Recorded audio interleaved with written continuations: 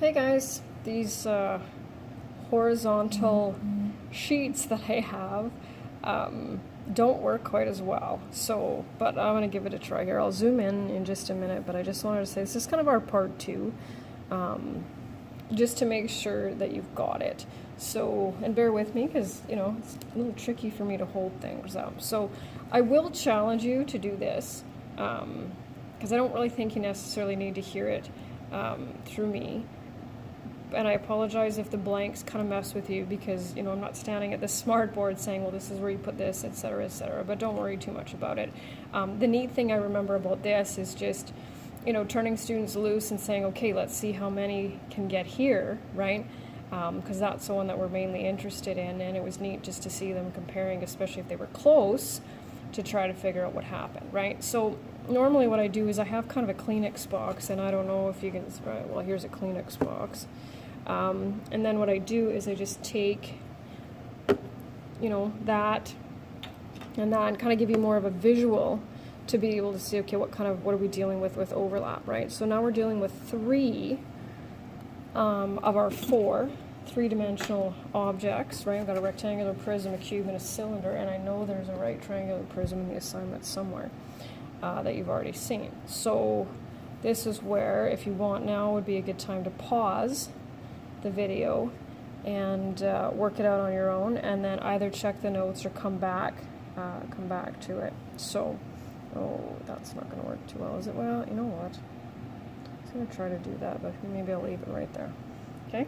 So, what is the surface area of the composite object? So remember, imagine though that the cube and the cylinder are glued to the rectangular prism, and we want to spray paint it, and we want to know the minimum amount of paint that we're going to need. That's probably the easiest way that I look at it. So same steps as we did yesterday. So surface area equals 6 times, and the side length of the cube is 9 squared.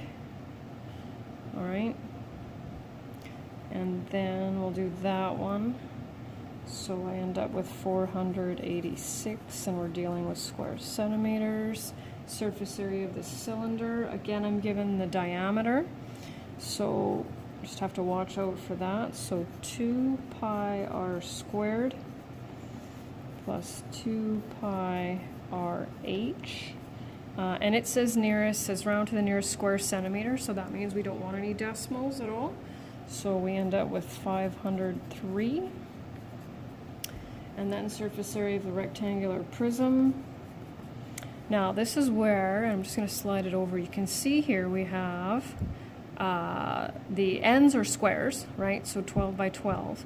And then 25. And so by all means follow the formula. I manipulated it a little bit just to save me a little bit of work, so don't feel that you need to do that. Just the hope is you can follow. So the two ends, right, are 12 by 12, but this time, because two of the dimensions are the same, I have 4 rectangles that measure 12 by 25. And so that's what I did with that one. 1488. Okay, and now I'm going to slide over a little bit so we can see this part. That's kind of what I wanted here.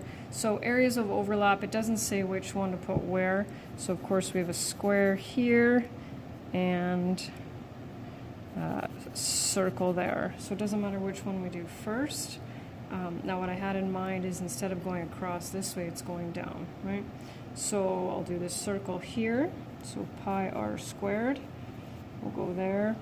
And I end up to the nearest decimal place of 79, and doubling that gives me 158. And then over here with the square, 9 squared gives me 81 square centimeters, doubled gives me 162.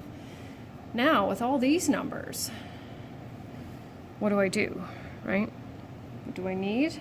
Well, I need to add the surface areas of all 3 of the three-dimensional objects and subtract the 2 sets of overlap that I have. So 486 plus 503 plus 1,488 minus 158 minus 162 gives us a grand total of that.